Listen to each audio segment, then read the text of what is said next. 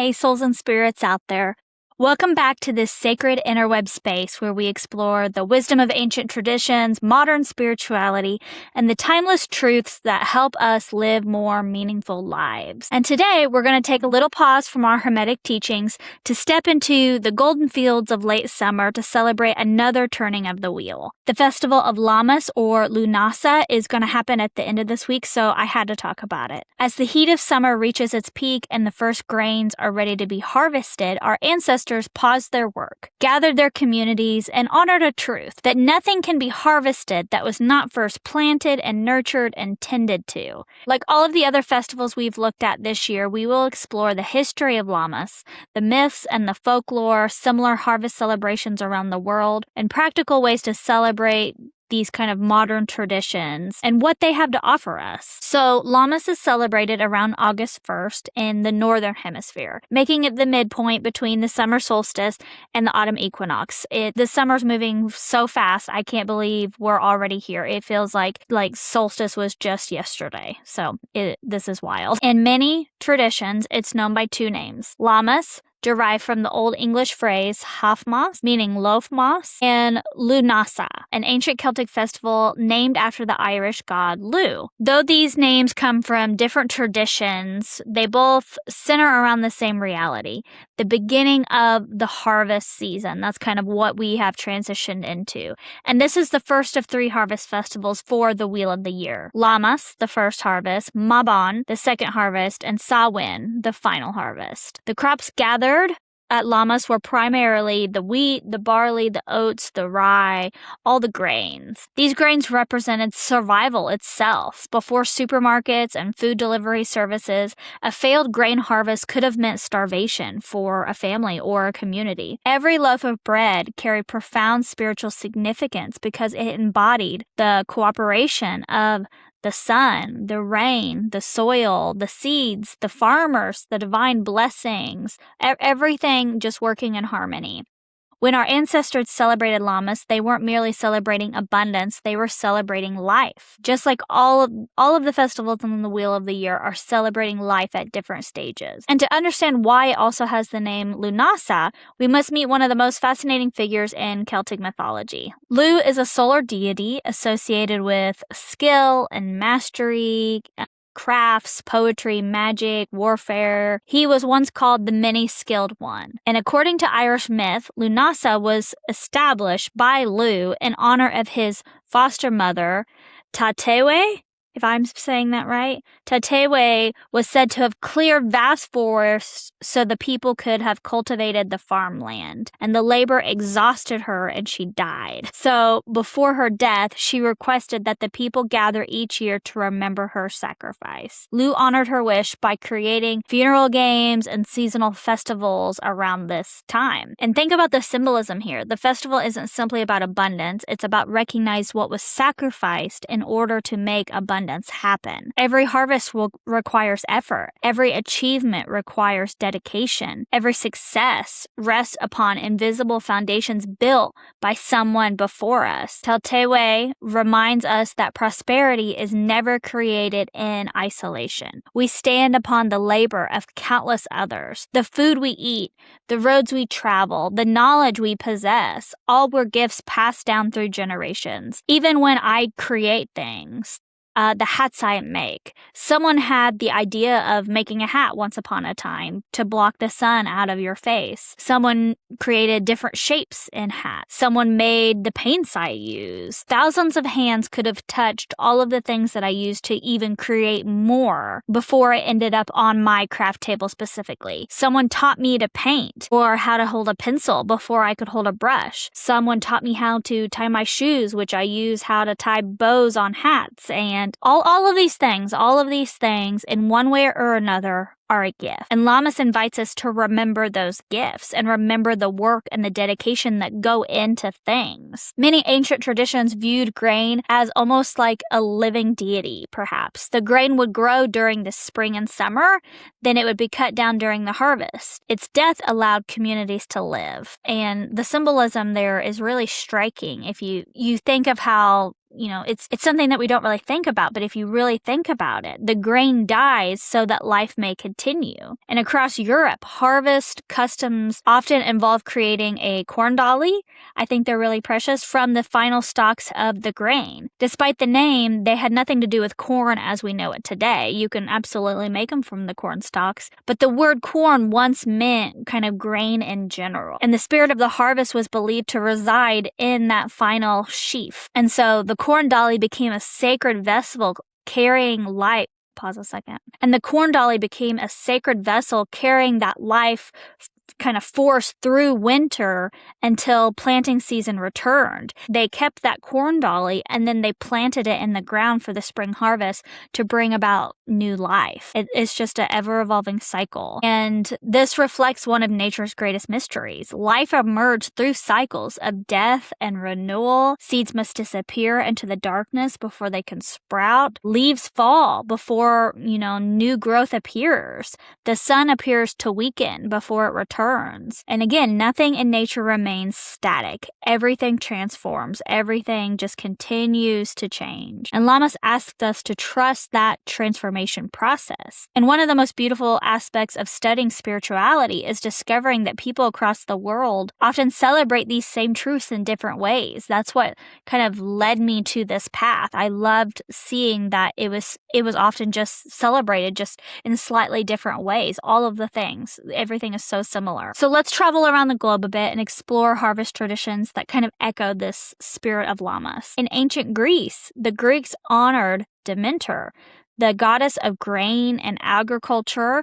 Her story closely aligns with her daughter, Persephone, that her story explains kind of the changing of the seasons. And I'm hoping to get into, mythology at some point on this podcast. The harvest represented by blessings of Demeter's gifts, though, to humanity. Bread and grain offerings were common acts of devotion to her. And like Lammas, these celebrations emphasize gratitude and the sacredness of food. The ancient Egyptians celebrated harvest cycles connecting to the flooding of the Nile, like I've talked about before. And without the annual flood, crops would fail.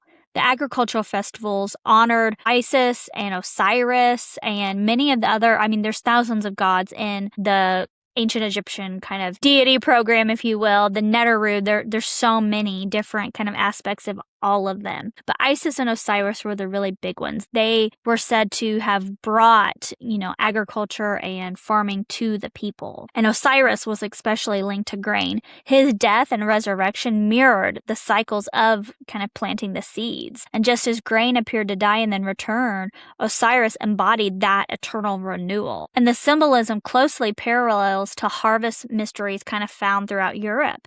And many indigenous nations held green corn ceremonies and harvest gatherings. They often involved kind of community feasts and renewal ceremonies, Thanksgiving rituals, reconciliation practices. And some communities viewed harvest as a time to release kind of these old grievances we have and just begin anew. And imagine how transformative that is if we just, every time this season comes around, anything that we've been carrying, any grievances we have against people, we just let it all go. Like how freeing is that? And this wasn't about just harvesting crops. Not only the harvest of the crops, but the harvesting of wisdom. And not only gathering of food, but restoring relationships with people. In Japan, agricultural celebrations have long honored the rice harvest because rice is not merely food. It is considered sacred. Traditional festivals often thanked both the spirits of the land and the laborers who cultivated it.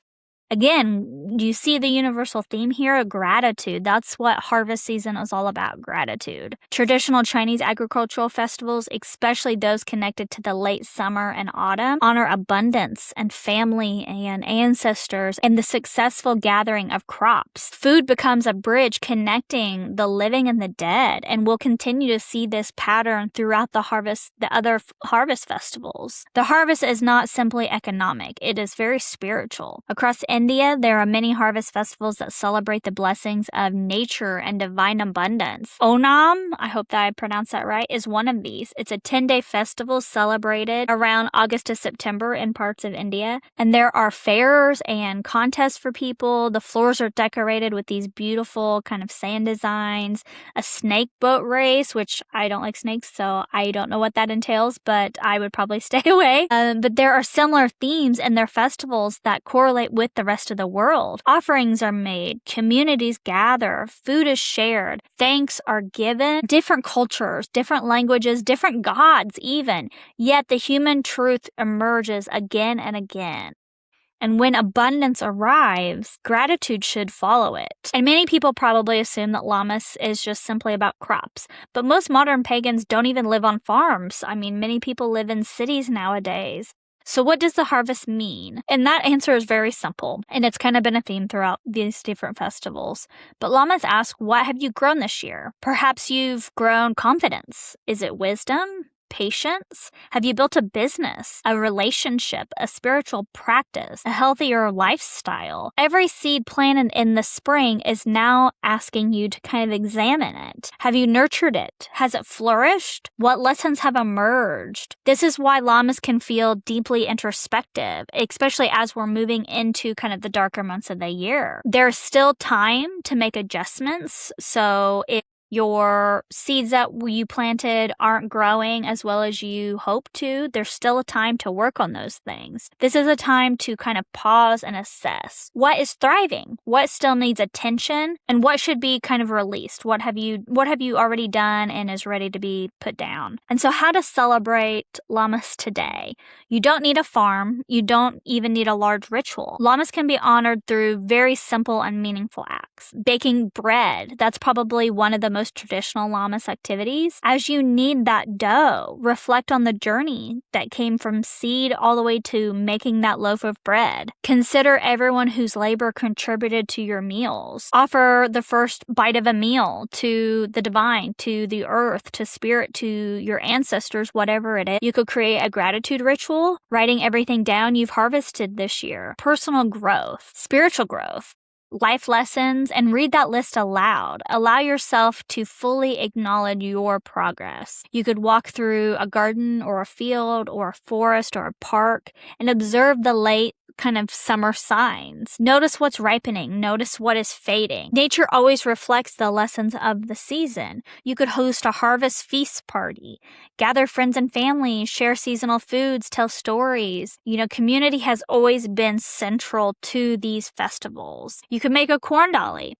You could use wheat or dried grass or herbs. You could create a symbolic representation of the harvest spirit somehow and place it on your altar throughout autumn. And if there's one lesson I think that's kind of at the heart of this festival, it is you cannot harvest what you never planted. Nature is honest. Seeds become harvested. Actions become habits. Habits become character, and character becomes more of the destiny category. Lammas reminds us that our lives are constantly growing from seeds of our thoughts and our choices and our actions. And many spiritual traditions teach this principle. In Hinduism, it appears as karma. In the Hermetic philosophy, if you've been following along there, it appears as cause and effect. In Christianity, it appears as reaping what one sows. In Buddhism, it appears as dependent origination. Different traditions, kind of same wisdom type of thing. The harvest always reflects the planting. Yet Lammas always teaches compassion. Not every seed will sprout. Not everything that we try to do will, grow into something amazing. Storms come, drought happens, unexpected challenges arise. And the goal is not perfection. The goal is participation. The farmer plants despite uncertainty. The spiritual teacher continues growing despite setbacks. We don't give up. Lammas celebrates that courage. No matter what life throws at you. My life has been very hectic lately, and a lot of times I contemplate, should I keep going with this podcast? Because, I have so many other things I need to focus on. But I genuinely love it. I genuinely love teaching, and I want to get all of these things out there to people for them to learn as well. And so I just give it as much as I possibly can, but I'm not letting it kind of rule my life at the same time. So I'm never going to give up.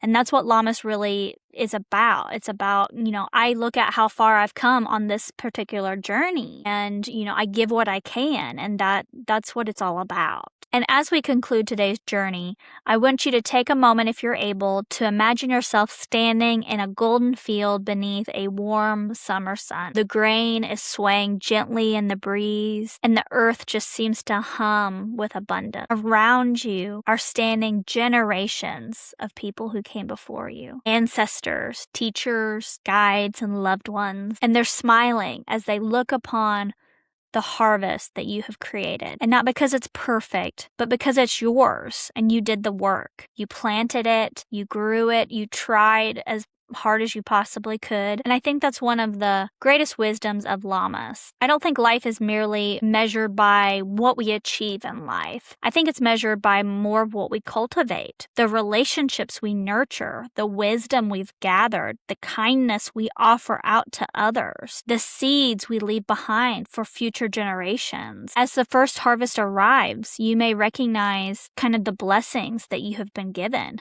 and may you honor your efforts. May you give thanks for the abundance that's already present in your life, and may you continue planting seeds for the future you wish to create. So thank you so much for joining me today on Soul and Spirit. Until next time, walk gently, live intentionally, and remember that every sacred harvest begins with a single seed. Blessed Llamas, and I'll see you soon.